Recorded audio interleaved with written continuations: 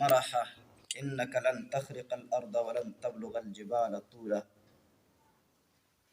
إن الله لا يحب كل مختال فخور واقصد في مشيك واغضض من صوتك إن أنكر الأصوات لصوت الحمير رب اشرح لي صدري ويسر لي أمري واحلل عقدة من لساني يفقه قولي سبحانك لا علم لنا إلا ما علمتنا إنك أنت العليم الحكيم. مخکې جمعه کې د آیات یو ټوکړه یو حصه پاتې و چې واصبر علی ما اصابک، چې کله یو انسان د الله د دین دعوت کوي نو دا انسان یو څوک د یو ناروا نه په خوله باندې کوي هم د مخالفت جوړیږي. وجه دا ده چې رسول الله صلی الله علیه وسلم فرمایي چې د حق خبره چې دا ترخی چې ته چاته ووایې چې ته دا کار مه کوه دا ناروا دی، هغه وایي چې زما په کار کې ستا څه کار دی چې ته اوس ما ته حکمونه کوي چې دا مه کوه. نو خامخا په دعوت کې دا مخالفتونه جوړیږي. بیا خاص کر چې یو سړی په لاس باندې منې کول کوي، یو څوک منې کوي چې ګوره نور دا کار نه منم چې دا کار دی وشي، نو هغه سړي ته خو د مرګ خطره هم شته. د هغې سوشل تعلق چې ورته وایي هغه کلیوالي تعلق خرابېږي، خپلولي تعلق خرابېږي. په څه باندې؟ د الله د دین په دعوت باندې. رسول الله صلی الله علیه وسلم چا د خپل کلي نه وشړو، خپل تره زامن خپل خپلوان. ولې دا د حق دعوت چې دی دې سره دا خبره خامخا ملګری وي چې خلک در سره دشمني کوي. رسول الله صلی الله علیه وسلم ته هغه ورقه بن نوفل نصراني عالم ویلیو چې تا به د مکې نه خلک شړي. ابتدا کې چې کله په نبي علیه السلام باندې وحی نازل شو رسول الله صلی الله علیه وسلم ډېر په تعجب سره پوښتنه کوي او مخرجیهم، آیا دا مکې والا به ما وباسي؟ دوی خو ما سره دومره مینه لري چې دوی ما ته صادق او امین وایي. هغه ورته فرمایي چې ستا پیغام چې دنیا ته چا راوړی دی الا عودیه، هغه سره دشمني شوې. دا مو وایه چې زما په غاړه کې به خلک هارونه اچوي امیلونه اچوي او ما ته به وایي چې شاباسو. نه، دا خبرې نشته. دعوت کې به مخالفتونه راځي. نو د دې وجه نه الله وفرمایل چې واصبر علی ما اصابک، ته به اوس تېښته کوې د دې میدان نه، دې به کلکېږي او د الله دین ته به خلک رابلې. واصبر علی ما اصابک. دلته اوس د صورت عصر هغه 4 مضامین پوره شو. صورت عصر کې موږ تاسو ویلیو چې 4 د نجات او د کامیابی اسباب الله ذکر کړي دي. یو ایمان، دلته ایمان ذکر شو. یو خبره په ایمان بالله کې چې د الله توحید او د الله سره شرک نه جوړول. دویمه خبره دا ذکر شو چې ایمان بالله کې چې انساني اعمال ضایع کیدونکي نه دي، چې دنیا کې انسان کوم عمل کوي دا خامخا د هغه نتیجه د انسان ته ملاویږي. دا 2 خبرې د ایمانیاتو سره تعلق لري. بیا ورپسې په صورت عصر کې الله فرمایي چې الا الذين آمنوا وعملوا الصالحات. عملوا الصالحات نو عمل صالح سره تړلې خبره یو د والدینو سره حسن سلوک دلته تیر شو، ښایسته سلوک د مور و پلار سره کول، بل د هغه چا تابعداري او پیروي کول چې چا خپل مخ الله طرف ته ګرځولی دلته تیر شو. او درېیمه خبره چې اقامت الصلات د لمونځ پابندي کول. 2 نورې خبرې دي چې هغه به نن انشاءالله راشي چې هغه د انساني شخصیت سیرت او کردار سره تعلق لري. او درېیمه خبره په صورت عصر کې سو وتواصوا بالحق، د حق وصیت کول. هغه دلته تیر شو چې وامر بالمعروف وانهى عن المنکر. او 4مه خبره په صورت عصر کې دا و چې وتواصوا بالصبر. نو دلته الله رب العزت وفرمایل د لقمان حکیم په واقعه کې چې لقمان حکیم خپل بچی ته څه وایي؟ واصبر علی ما اصابک. اوس دغه نور 2 سورتونه چې دي 2 آیاتونه په دې کې د انساني شخصیت سیرت او کردار الله ذکر کوي. الله فرمایي ولا تصعر خدك للناس ولا تمشي في الارض مرحا. دا د لقمان حکیم په نصیحتونو کې. لقمان حکیم رحمت الله علیه خپل بچی ته فرمایي چې ولا تصعر خدك للناس، ته مه اړوه خپل اننګي د خلکو نه، ولا تمشي في الارض مرحا، او په ځمکه په تکبر باندې مه ګرځېږه. ان الله لا يحب، الله مینه نه کوي کل مختال د هر متکبر سره فخور چې د ځان ستاینه کوي. ولا تصعر خدك للناس، کله چې یو انسان ته الله پاک دا توفیق ورکړي چې هغه نیک اعمال شروع کړي، بیا د نیک اعمالو دعوت شروع کی.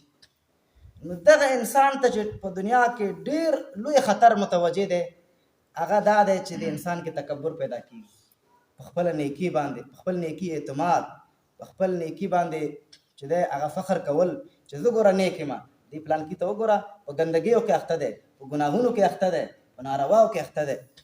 نو خطرناک مصیبت چې اوس د انسان ته متوجه دی، اوس دا متوجه دی چې دا په خپله نیکي غرور وکړي.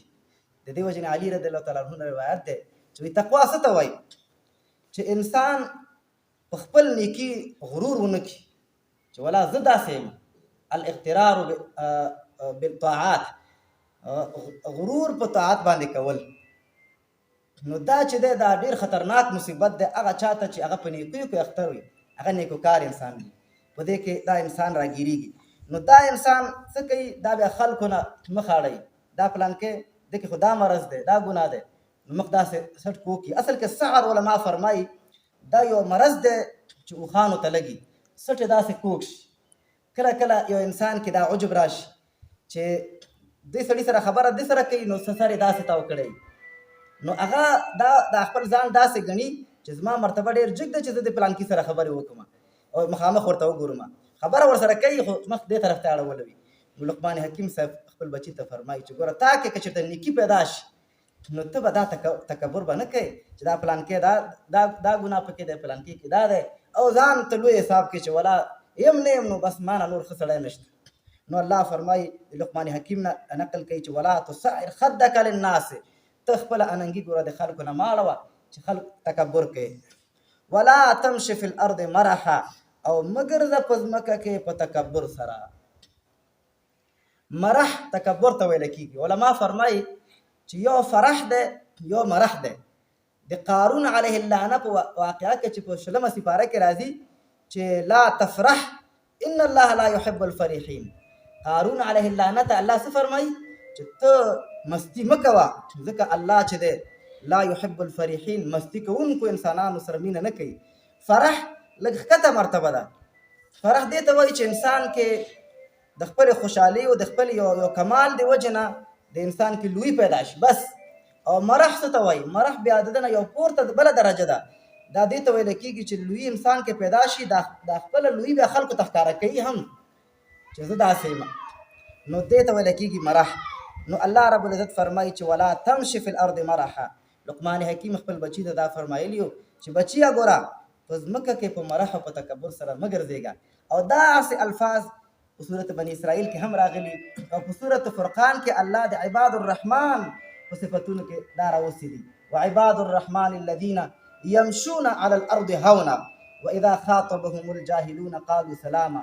د رحمان ذات بندگان هغه انسانان دي چې دوی په ځمکه ګرځي ډېر په عاجزۍ سره ګرځي، دوی تکبر نه کوي چې زه یم او زما خبره ومنلی شي زه داسې یم. نو الله فرمایي چې ولا تمشي فی الارض مرحا ان الله لا يحب، یقینا الله مینه نه کوي کل مختال د هر تکبر کوونکي سره. مختال تکبر کوونکي ته ویل کېږي. اصل کې علما فرمایي چې دا مختال چې دا د خیلون نه دی. خیل په عربی کې یو اعلی نسل والا اس ته خیل ویل کېږي. نو هغه نسل والا اس چې هغه په خپل مزل کې یو ناشنا تکبر انداز اختیاروي. نو دغه کوم انسان کې چې تکبر پیدا کېږي دا عیناً هغه اس په شان ته دغه خوی پیدا کېږي لکه څنګه چې هغه په مزل کې یو قسم په تکبر رواني دا اس. نو دا رنګ دا انسان هم تکبر کې اصل کې دا خیل د دنه باب افتعال علما فرمایي چې اختیال راځي. نو تکبر سره مزل کولو ته ویل کېږي مختال. فخور او د ځان ستاینه کوونکی. فخور هغه چاته ویل کېږي چې ځان صفت کوي زه دغسې پهلوان وم یا داسې پهلوان یم، پلانکي خپل ځوانۍ صفتونه یا شروع کړي یا دا چې د وړوکوالي صفتونه شروع کړي، ما به داسې چل کوم، دا توره به مې کوم یا دا کوم. نو دا صفتونه چې دی الله رب العزت نه خوښوي. الله فرمایي فلا تزکوا انفسکم، د خپل ځان پاکي به نه بیانوي. د ته رښتیا پاکې ستا پاکي الله ته معلومه ده او مخلوقاتو ته معلومیږي، خو ته به د ځان ستاینه نه کوي چې زه ما کې دا کمال دی ما کې دا کمال دی. نو الله فرمایي د لقمان حکیم نه نقل کوي چې ان الله لا يحب كل یا د لقمان حکیم صاحب خپل قول دی یا الله رب العزت فرمایي چې ان الله لا يحب كل مختال فخور واقصد في مشيك. اوس الله رب العزت د لقمان حکیم نه نقل کوي چې لقمان حکیم خپل بچی ته وویل چې واقصد في مشيك، ته درمیان روي کوه په خپل تګ او مزل کې. یو معنا خو دا عامه معنا ده چې موږ تاسو کوم فهم ته راځي. مشیک دې ته ویل کېږي چې سړی روان وي ډېر ورو قدم هم نږدي او داسې ډېر په تیزه هم نه دي چې منډه ووهي، ځکه منډه سره سړی ډېر بد ښکاري. تر دې چې رسول الله صلی الله علیه وسلم فرمایي چې جومات ته روان او تا نه رکعت ځي ته بیا به منډه نه وهې. خیر د رکعت د نه لاړ شي، کوم چې تا راګیر کړه هغه مونځ وکړه، باقي مانده وګرځوه، خو منډه به نه وهې. یو دا معنا ده. بل وقصد فی مشیک دا معنا چې ته ټول خپل سلوک کې او په خپل چال او چلن کې په خپل روش کې درمیان روي اختیاروه په ټول اعتبار سره. څه معنا؟ کله کله انسان باندې غریبي راشي او کله انسان باندې مالداري راشي، په دې دواړو حالاتو کې انسان بیا یو قسم روش اختیار کړي. د دې وجې نه رسول الله صلی الله علیه وسلم فرمایي چې ما ته نبي علیه السلام ما ته الله رب العزت د 9 شیانو حکم کړی دی. یو پکې دا دی چې القصد فی الفقر والغنا، درمیان روي کول په غریبۍ کې او په مالدارۍ کې. او نبی علیه السلام په دعاګانو کې دا دعا کوله چې اللهم انی اسألک القصد فی الفقر والغنا، ای الله رب العزت زه تا نه درمیان روي غواړم په غریبۍ کې او په مالدارۍ کې. کله کله انسان غریب شي، د چا نه قرض واخلي، بیا د ضرورت شیان هم نه اخلي، دا مه کوه نه، دا حالات الله بدلوي. نو دا نه چې ته اوس کور کې مخکې د یوه ډوډۍ خوړله اوس نیمه ډوډۍ خوري، نه، درمیان روي به کوي. کله کله انسان باندې مال ډېر شي، نو چې کله مال ډېر شي دی بیا بېځایه مصرفونه شروع کړي. د دې وجې نه سورت بني اسرائیل کې به انشاءالله زموږ او تاسو همدې منتخب نصاب درسو کې راشي چې الله رب العزت فرمایي چې ولا تبذر تبذیرا ان المبذرین کانوا اخوان الشیاطین. الله د دریو شیانو نه بخل، اسراف او تبذیر دینه منع کړي. بخل ته ویل کېږي، موږ تاسو ټول ورسره بلد یو. یو اسراف څه ته ویل کېږي؟ علما فرمایي هر هغه شی چې ستا ضرورت وي هغه استعمالوي، خو په دې ضرورت شي کې د حد نه زیات استعمالوي. څه معنا؟ موږ تاسو ضرورت لرو ډوډۍ ته او ترکارۍ ته ضرورت لرو، دا ضرورت دی. نو ضرورت کې سړی د حد نه تجاوز وکړي. څه معنا؟ یو ترکاري باندې کار کېږي، یو انسان را لګېږي د یو په ځای په دسترخوان باندې درې، یو خو د مېلمه ته چې سړی اکرام کوي یا جدا خبره ده، یو په ځای 3-4 قسمه ترکاري تیاروي، نو دا اوس اسراف دی. رسول الله صلی الله علیه وسلم دا شی ډېر سخت وعید سره منع کړی دی. نبی علیه السلام فرمایي، تر دې الفاظو پورې راغلي، نبی علیه السلام فرمایي چې یو انسان چې دا ډوډۍ چې په هغه کې په غوړیو کې لون کې، نو د ده ترکارۍ ته ضرورت نشته، ځکه اوس دا نرم شو، دا تېرېږي. نو موږ څومره اسراف کوو؟ دې ته ویل کېږي اسراف چې ستا ضرورت دی خو په دې ضرورت کې د حد نه تجاوز کوي. یو تبذیر دی. تبذیر بیا د ده نه یو پورته درجه ده، دا د نه خطرناک شی دی. تبذیر څه ته وایي؟ یو ځای کې ضرورت نشته ته پیسې لګوي. یو انسان دی د مقابلې دپاره د بل سیال سره ځان برابرولو دپاره هغه په واده کې 3 لکه لګولي، دی 4 لکه لګي. وایي چې پلانکۍ تربوران دي که نه، هغوی 3 لکه لګولی، زه باید 4 لکه ولګوم، کم چا نه رانه شم. دې ته ویل کېږي تبذیر. او الله رب العزت فرمایي ان المبذرین کانوا اخوان الشیاطین. مبذرین خلق دا څوک دي؟ اخوان الشیاطین، د شیطانانو ورونه دي. بې ځایه مصرف کوي، په هوټل کې واده کوي، بې ځایه په ډمانو پیسې ورکوي، هغه راوغواړي 10,000-20,000 هغې ته ورکړي. نو دا څه شی دې ته څه ویله کېږي؟ د قرآن په اصطلاح تبذیر ویله کېږي، چې دا یو ځای کې سره ضرورت نشته او ته مال لګوي. نو الله لقمان حکیم صاحب خپل بچی ته فرمایي وقصد فی مشیک، ګوره په خپل ژوند کې درمیان روي کوه، اسراف نه کار مه اخله، بخل نه کار مه اخله، درمیان روي کوه. وغضض من صوتک، او خپل اواز دې کته ساته، معنا ډېرې چغې مه وهه. یو خو عام په مجلس کې چې خبره کوي چې ستا خبره څوک اوري، ضرورت نشته چې ته ډېرې چغې ووهي. یو دا دی چې ته کله کله انسان په داسې وخت کې چې یو چا سره بحث راشي، جنجال دی، فیصله ده، دلته په دې جنجال کې د ده مخالف چې کوم دی هغه په حقه دی، دی غواړي چې د ده دا دلیل په دلیل باندې خو جواب کولی نه شي، په اوچت آواز باندې په ده باندې ځان پورته کړي، په اوچت آواز باندې د ده انسان چې دی دا مرعوب کړي، په روب کې راولي، په یره کې راولي، چې خلک دا ونه وایي چې ګوره دا سړی پړ شو. خپل د هغه کمزورۍ پټولو دپاره د بل د غالبه کولو دپاره کله خلک اواز اوچتوي، د اواز والیم پورته کړي د دې دپاره چې دا زما مخالف سړی چې دی دا پړ شي، دا چوپ شي. نو دا لقمان حکیم صاحب بچي ته فرمایي چې ته ګوره دا اوازونه دا به نه پورته کوې د چا په خلاف باندې، چې ته په یو ځای کې ناحقه مې ته اواز پورته کړې د دې دپاره چې ته خپل حقانیت ثابت کړي، په ناحقتوب کې خپل حق ثابت کړي، دا مه کوه. نو وغضض من صوتک او ته ښکته که اواز خپل، ان انکر الاصوات یقینا ناکاره په اوازونو کې لصوت الحمیر خامخا اواز د خره دی. لقمان حکیم خپل بچي ته فرمایي چې ګوره په اوازونو کې ناکاره اواز چې دی دا د خره اواز دی. که چېرته نفس چغه وهل دا ګوره کمال وي نو خر هم چغه وهي، په دنیا کې چا باندې هم ګوره ښه نه لګي، هغه چغه وهي هر چا باندې بد لګي، تر دې چې رسول الله صلی الله علیه وسلم فرمایي چې خر کله چغې وهي نو تاسو به اعوذ بالله وهئ، ځکه د شیطان لیدلی. نو د دې وجې نه داسې مواقعو کې چغې نه رسول الله صلی الله علیه وسلم منع فرمایلی دی. البته یوه خبره شته چې دا چغه مطلقې په زوره اواز منع نه دی په شریعت کې. رسول الله صلی الله علیه وسلم به چې کله خطبه کوله، جابر بن عبدالله رضی الله تعالی عنه روایت دی چې احمرت عیناه، د نبي علیه السلام دا سترګې مبارکې به تکې سرې شوې، وعلا صوته اواز به یې پورته شو، واشتد غضبه او د نبي علیه السلام دا غصه به ډېر سخت شو، او کانه منذر جیش، داسې بیان به یې کولو لکه ته به وایې چې یو لښکر نه خپل هغه عسکران یروي چې یو لښکر را روان دی هغې ته تیارسۍ حالات کې اوسېږي.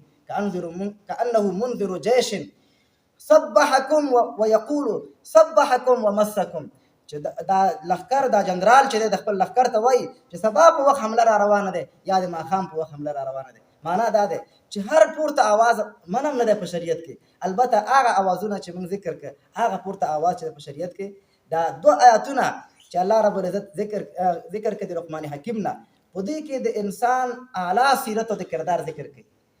دا خویونه چې په چا کې راشي، تواضع، عاجزي، د تکبر نه ځان ساتل، د انسان نه یو اعلی کردار والا انسان بیا جوړیږي. بیا علما فرمایي چې یو چا کې تواضع پیدا کیږي، د دې تواضع پیدا کولو طریقه څه ده؟ طریقه یې دا ده چې انسان په خپلو ګناهونو او په خپلو خامیانو باندې نظر واچي، خپلو نیکیو ته به نه ګوري، ځکه خپل نیکي ته چې سړی وګوري ده کې بیا تکبر پیدا کېږي. زه خو یم که نه، ما خو دا وکړه، ما دا وکړه، دا نیکي مې وکړه، دا ځای کې مې پیسې ولګولې، دلته مې ځان ولګو. نو یو خو دا ده چې خپلو ګناهونو ته متوجه شي، او که انسان غواړي چې تکبر نه ځان وساتي، دی د الله په کائناتو مخلوقاتو کې د سوچ وکړي چې څومره لوی کائنات الله پیدا کړی دی. د عرش دا مونږ تاسو یوازې د اسمان ته وګورو دا غټه خبره ده چې عرش الله رب العزت دومره لوی مخلوق پیدا کړی دی. حدیث پاک کې راځي چې د عرش د یو کونج نه تر بل کونجه پورې 80,000 کاله نوراني مزل دی.